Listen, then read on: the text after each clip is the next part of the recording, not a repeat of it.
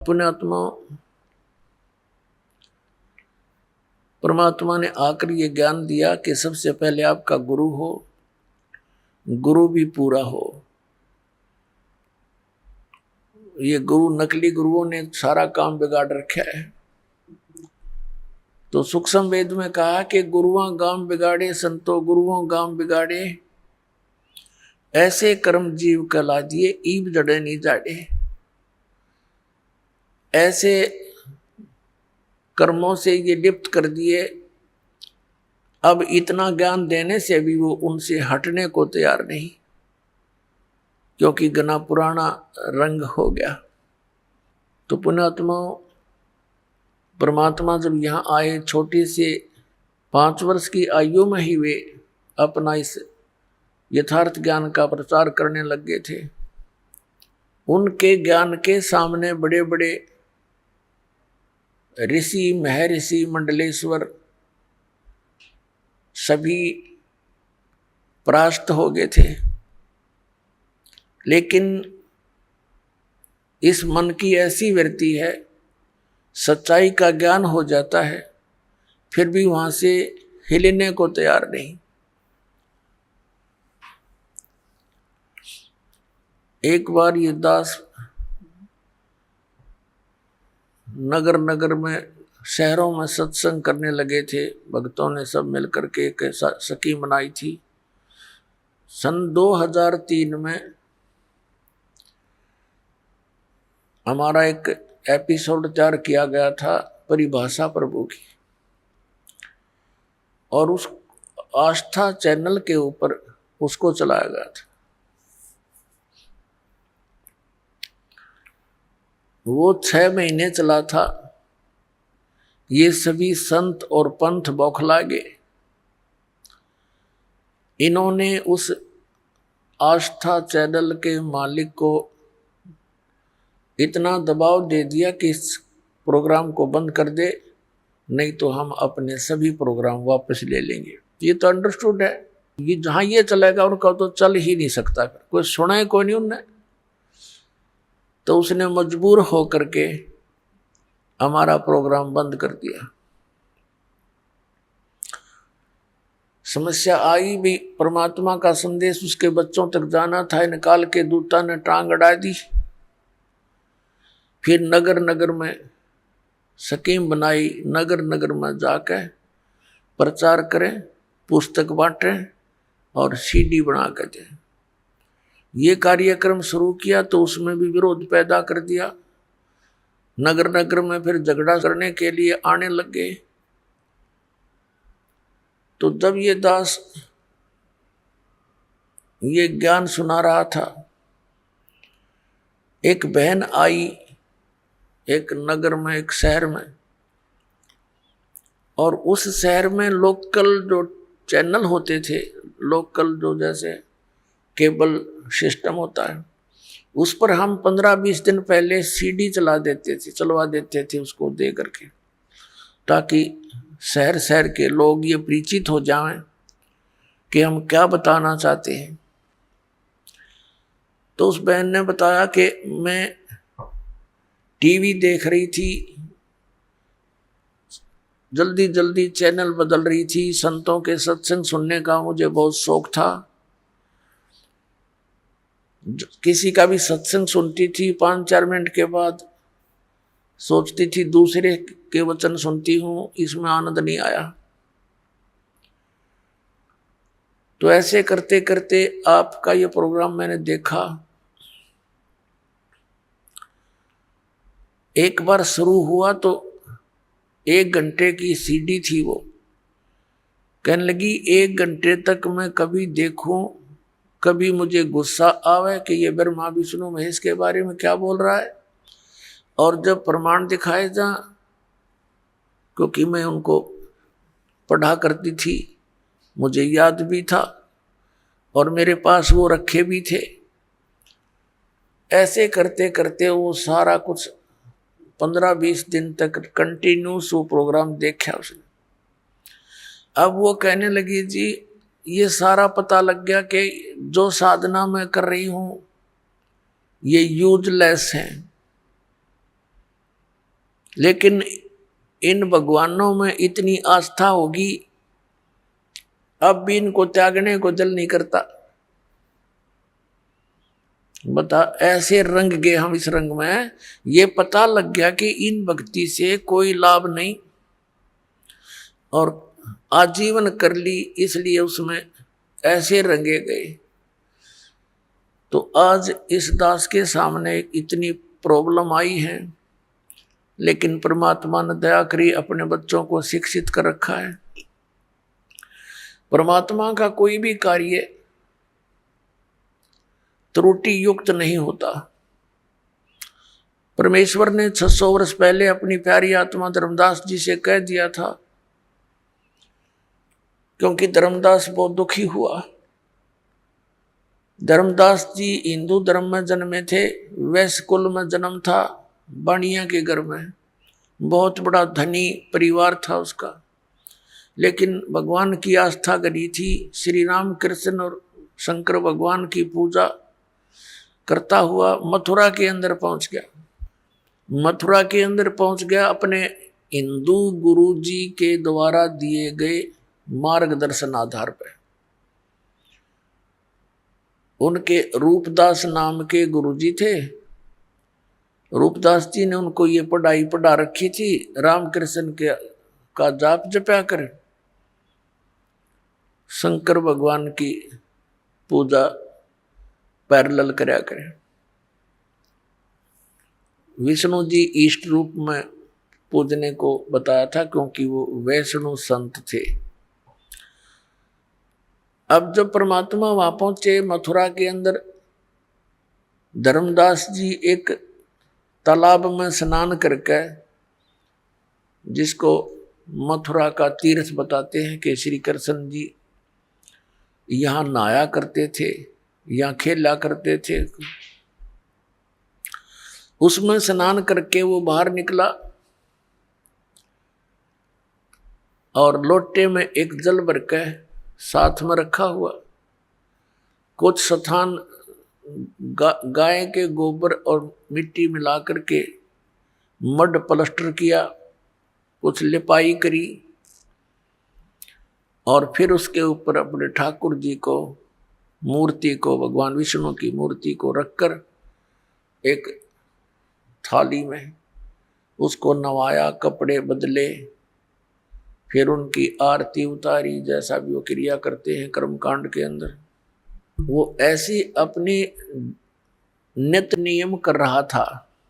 परमात्मा कहते हैं, गोता मारूं स्वर्ग में, जा बैठूं पाताले, कहे कबीर ढूंढता फिरूं अपने हीरे मोती लाल। जैसा कि वेदों में प्रमाण है कि वो परमात्मा ऊपर तीसरे मुक्ति धाम यानी सतलोक में रहता है, रत धाम में। रत माने सत, धाम माने लोक, और वहां से गति करके आता चलकर, बहुत तीव्र गति से, और अच्छी आत्माओं को मिलता है। उनको ज्ञान समझाता, यथार्थ ज्ञान देता है। जो दृढ़ भक्त होते हैं उनको पूर्ण ज्ञान बताता है। अपने उस गुण के आधार से वो परमात्मा वहां आए, एक जिंदा महात्मा का रूप बना के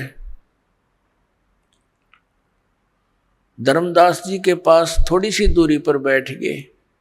जिंदा महात्मा मुसलमानों के अंदर होते हैं, उनकी वेशभूषा जो जिंदा वाली होती है, अधिकतर वो जिंदा महात्मा मुसलमानों में होते हैं। लेकिन जन साधारण उनको साधु संत एक जैसे ही मानता है, कोई अंतर नहीं होते हैं। फिर भी जिनको ज्ञान है वो समझ जाते हैं कि ये साधु कौन से मजहब से संबंध रखता है। जैसे आप जैनियों को देखोगे, कद कति नंगे फिर रहे होंगे, या मुंह पर पट्टी बांध रखी होगी और नंगे पैरों घूम रहे होंगे, कपड़ा रख लेते हैं शरीर पर, तो उससे पता लग जाता है कौन से धर्म से संबंधित है ये साधक। अब धर्मदास जी से लगभग 50 फुट की दूरी पर परमात्मा विराजमान हो गए। धर्मदास जी क्रिया कर रहा था और उसके बाद उस प्रतिदिन वो जो गीता जी का पाठ किया करता था, 1 अध्याय का डेली, उसने क्या देखा धर्मदास जी ने कि एक मुसलमान संत और तेरी इस साधना को बड़ी गौर से देख रहा है। तो उसने सोचा ये स्वाभाविक होता है प्रत्येक भक्त आत्मा का, वो बेशक किसी मजहब धर्म से संबंधित है, जो भगत होगा धार्मिक होगा उसमें द्वेष नहीं होता। द्वेष और हमारे अंदर ये झगड़े की व्यवस्था ये नकली गुरु ही कराया करते हैं। तो प्रत्येक की ये लगन होती है, इच्छा होती है कि मेरे वाला ज्ञान सही है और इसको अपने वाला ज्ञान बता दूं, इसका भी कल्याण हो। उद्देश्य यही होता है एक दूसरे को ये कहने का कि आपका भक्ति मार्ग ठीक नहीं है, और कोई शत्रु भाव से थोड़ा ही कहा जाता है। तो धर्मदास जी ने ये सोचा कि भाई ये मुसलमान फकीर और हमारी हिंदू धर्म की भक्ति को बहुत लाइक कर रहा है, बड़ा पसंद किए हुए। तो उसने इस दृष्टिकोण से श्रीमद् भगवत गीता अध्याय नंबर 7 का पाठ करने लगा ऊंचे ऊंचे स्वर से, और जैसा भी अनुवाद उसको प्राप्त था अनुवाद भी साथ कर रहा है। जब उसने अपना सारा क्रियाक्रम कर ली तो परमात्मा निकट आकर बैठ गए। जब ये देख लिया कि ये जो धर्मदास है वो तो अंतर्यामी थे, जानते थे इसकी क्या इच्छा है, क्या किस कारण से ये ऐसी ऊंची ऊंचे स्वर में गीता जी का पाठ कर रहा है। वो जान गए थे कि ये कुछ और बताना चाहता है। वैसे तो साधु जो वैष्णव संत होते हैं वो मुसलमान फकीरों को दूर रखते हैं, पहले ऐसी स्थिति थी। तो इस दृष्टिकोण से पहले तो परमात्मा दूर बैठ के कदे यो बिदक जा कि मुसलमान कीता आ गया मेरे पास में। फिर जब देखा कि ये कुछ बताना चाहता है तो निकट आ गए, उसे थोड़ी सी दूरी पर बैठ गए और इस आव भाव से बैठ गए कि जैसे कुछ जानना चाह रहे हों, लेकिन वो आए थे कुछ जनाने के लिए। फिर धर्मदास जी ने सोचा ये तो बड़ा गौर से सुन रहा है, उसने 8वां अध्याय फिर शुरू कर दिया, वो भी सुना दिया। अब कुछ जब उसने अपनी सारी क्रिया कर ली, जब परमात्मा ने कहा कि हे महात्मा जी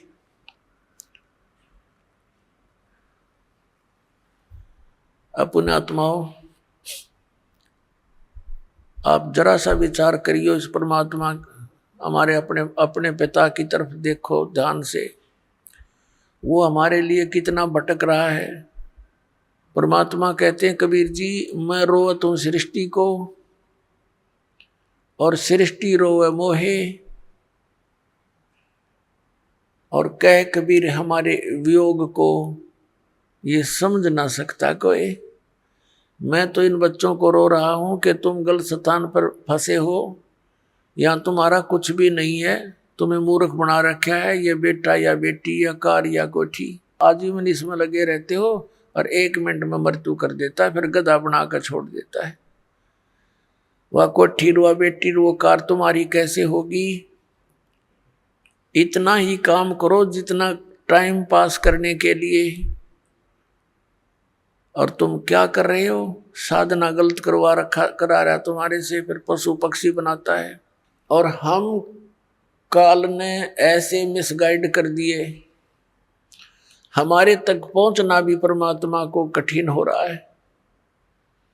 वैसे भगवान के लिए कठिन शब्द प्रयोग करना शोभा दास को नहीं दे रहा, फिर भी देख रहा हूं कि उस मालिक ने कितना संघर्ष करके हमारे तक वो पहुंचे हैं। अपने ही बच्चे को अपने बारे में बताने के लिए उस धर्मदास जी को तो कहते हैं महात्मा जी, और आप बनते हैं जिज्ञासु दास। और कहते हैं, हे वैष्णु महात्मा, आपका ज्ञान मुझे बहुत अच्छा लगा, आपने तो कमाल कर दिया, ऐसी वाणी बोली है मेरी आत्मा को खींच लिया।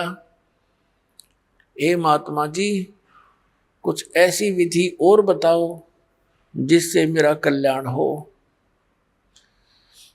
अब धर्मदास जी बड़े प्रसन्न हुए कि जैसा मैंने सोचा था वैसा ही पाया कि ये जिज्ञासु और मुसलमान महात्मा होकर के और हमारी हिंदू धर्म की क्रिया को, साधना को, भक्ति को इसने पसंद किया। तो धर्मदास जी फिर बताने लगे कि सबसे पहले गुरु बनाना चाहिए। और तो परमात्मा बोले, भी ठीक है, मैं आपको गुरु बना लेता हूँ, मुझे दीक्षा दे दो और ज्ञान बता दो। धर्मदास जी कहने लगे, ऐसा नहीं, मैं आपको शिष्य नहीं बना सकता, क्योंकि शिष्य बनाना घोर पाप अपने सिर पे रखना होता है उस व्यक्ति का। हमारे गुरुजी हैं, वो ही नाम देते हैं और आपको मैं अपने गुरु जी से दीक्षा दिला दूंगा। परमात्मा ने कहा, मुझे कल्याण चाहिए और किसी से दीक्षा दिला दो, लेकिन उससे पहले मैं कुछ अपनी शंकाओं का समाधान चाहूंगा।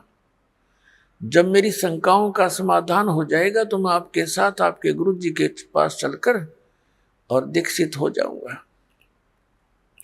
तो धर्मदास जी ने कहा कि बोलो, क्या शंका है? कि पहले तो आप अपनी पूरी क्रिया बताइए, कौन कौन सी क्रियाएं मुझे करनी पड़ेंगी।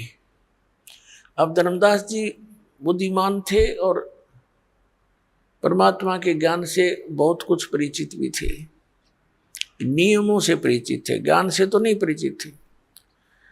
तो उसने कहा, देखो मैं आपको क्रिया बता नहीं सकता, मैं बताता हूं कि मैं कौन कौन सी क्रियाएं करता हूं।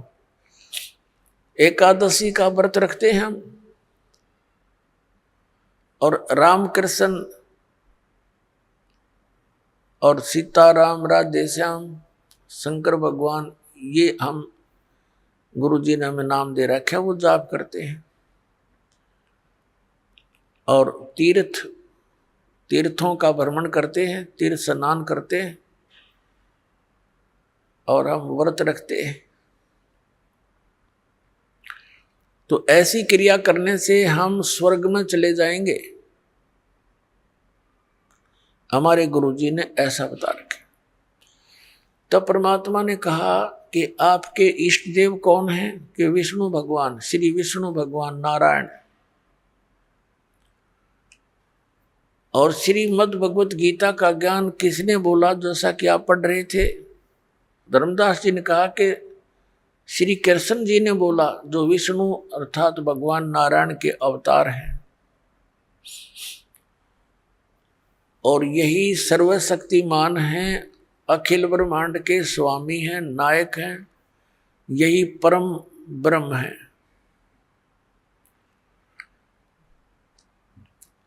तो परमात्मा ने कहा कि आप अभी गीता पाठ कर रहे थे। गीता के अंदर मैंने और भी कई संतों से सुना है, 18वें अध्याय के 62वें श्लोक में गीता ज्ञानदाता स्वयं कह रहा है कि अर्जुन, तू सर्वभाव से उस परमेश्वर की शरण में जा जिसकी कृपा से तू परम शांति को और सनातन परम धाम को प्राप्त होगा। तो वो परमात्मा तो गीता ज्ञानदाता से अन्य हुआ धर्मदास जी।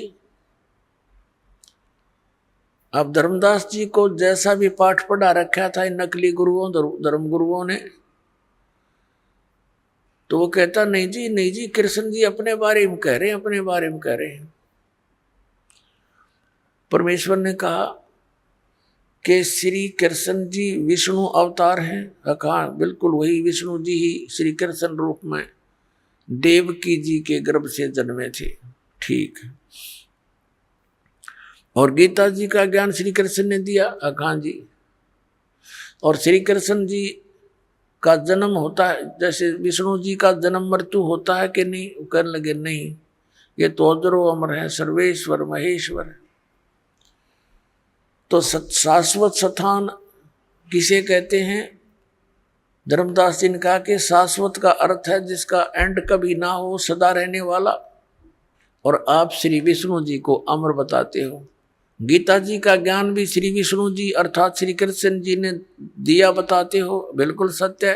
धर्मदास जी बोले तो परमात्मा ने कहा गीता अध्याय नंबर 4 के श्लोक नंबर 5 और 9 में, गीता अध्याय नंबर 2 के श्लोक 12 में, गीता अध्याय नंबर 10 के श्लोक 2 में, आपका गीता ज्ञानदाता कहता अर्जुन तेरे और मेरे बहुत जन्म हो चुके, तू नहीं जानता मैं जानता। तो ये अविनाशी कैसे हुआ महात्मा जी? अपने आत्माओं जैसा आपने बताया था कि ये पता भी लग जाता है कि सचमुच हम गलत दिशा पकड़े हुए, लेकिन ये पिछला रंग और अहम अभिमान ये काल की मरोड़ी है, या जल्दी सी ठीक ना होती। पर परमात्मा के पास ऐसी हथौड़ी है, इसने इसी ठीक कर देंगे या कदे गड़बड़ होगी फिर। तो इस प्रकार परमात्मा ने ऐसे तरीके से उसे प्रसन्न किया, वो सुन्न हो गया। तो परमात्मा ने कहा कि आप तो अजर अमर बताते हो, इनकी तो जन्म मृत्यु होती है। अभी आपने 7वें अध्याय के 29वें श्लोक में पढ़ा कि जो व्यक्ति जरा और मरण से छूटने के लिए प्रयत्न करता है वह उस तत्परम से और सारे अध्यात्म से और सब कर्मों से पूर्ण परिचित होता है। अर्जुन ने पूछा 8वें अध्याय के प्रथम मंत्र में कि वो किम तत्परम, कि जिस तत्परम यानी उस परमात्मा की को जानकर प्राणी केवल यहां से जन्म और मृत्यु के रोग से छूटने का ही प्रयत्न करता है, वो किम तत्परम, वो तत्परम कौन है फिर? गीता ज्ञानदाता 8वें अध्याय के 3रे श्लोक में कहता वो परम अक्षर ब्रह्म है। तो ये गीता ज्ञानदाता से तो अन्य हुआ। अब धर्मदास जी बिल्कुल जैसे सांप सूंघ जाया करे ना, ऐसी स्थिति में आ गया, सुन्न हो गया कति। तो गीता ज्ञानदाता से कोई अन्य भगवान है जिसको जानने के बाद फिर संसार की किसी वस्तु की चाह नहीं रहती। फिर परमात्मा ने बताया कि आपने अभी 8वां अध्याय पढ़ा, 8वें अध्याय के 5 और 7 श्लोक में गीता ज्ञानदाता अर्जुन को कह रहा है कि तू मेरी भक्ति कर, मुझे प्राप्त होगा। गीता जी अध्याय नंबर 8 के श्लोक नंबर 8, 9, 10 में तुरंत कहा है कि उस परम अक्षर ब्रह्म की भक्ति करेगा तो उसको प्राप्त होगा। श्रीमद् भगवद गीता अध्याय नंबर 8 के श्लोक नंबर 13 में गीता ज्ञानदाता कहता है मेरा तो एक ओम अक्षर है, ओम इति एकाक्षरम ब्रह्म व्यवहारण मामुन स्मरण ये प्रियाति तजन देहम सयाति परमाम गतिम। मुझ ब्रह्म का केवल एक मंत्र है, नथिंग एल्स, इसके अतिरिक्त कोई नहीं।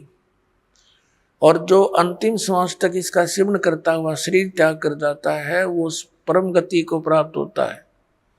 ओम से मिलने वाली जो परम गति है उसको प्राप्त होता है। परमात्मा ने कहा ओम से मिलने वाली परम गति कौन सी है? ब्रह्मलोक। गीता अध्याय नंबर 8 के श्लोक नंबर 16 में कहा कि ब्रह्मलोक पर्यंत भी ये सभी पुनरावृत्ति के अंदर हैं, वहां गए हुए प्राणी भी जन्म मृत्यु आते हैं। तो ये बात उस गीता अध्याय नंबर 18 के श्लोक नंबर 62 के विषय में खरी नहीं उतरती कि आप कह रहे हो गीता ज्ञानदाता श्री कृष्ण, लेकिन श्री कृष्ण नहीं है ये। श्री कृष्ण जी के अंदर वो काल बोल रहा है, फिर भी वो बुद्धि आपकी वहां नहीं जा सकती। इसलिए ये मानकर चलो कि आप श्री कृष्ण बोल रहे हैं। तो वो स्थिति कैसे प्राप्त हो सकती है? इस तुम्हारे मंत्र ओम से तो ब्रह्मलोक प्राप्त होता है, ब्रह्म लोक में गए हुए प्राणी फिर वापस आते हैं। तो श्रीमद् भगवद गीता अध्याय नंबर 18 के श्लोक नंबर 62 में कहे हुए उस वचन के विपरीत बात होगी। अर्थात आपका भगवान वो गति नहीं करा सकता, वो शाश्वत स्थान प्राप्त नहीं करा सकता।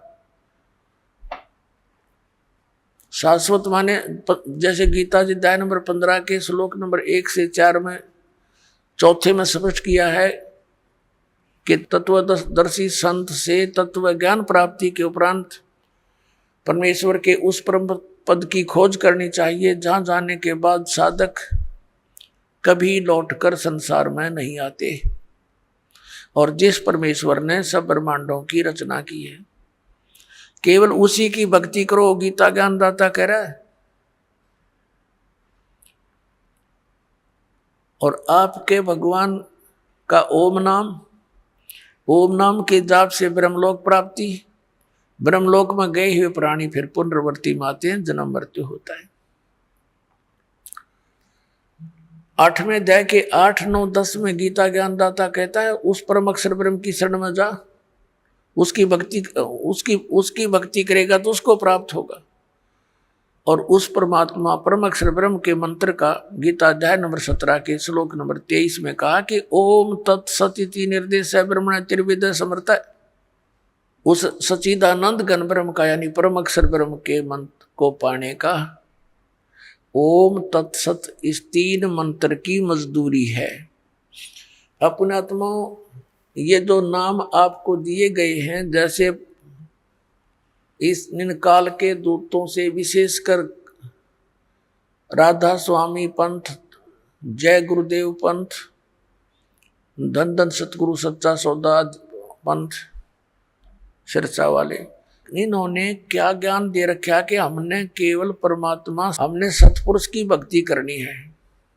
और ये 5 नाम ये काल के जाप कर रहे थे, ओंकार, निरंकार, ज्योति निरंजन और सोहम और सतनाम। अब जब तक ये सोहम नाम अधिकारी से नहीं मिलेगा तो ये उल्टा रिएक्शन करता है, ये काम करेगा ही नहीं बिल्कुल।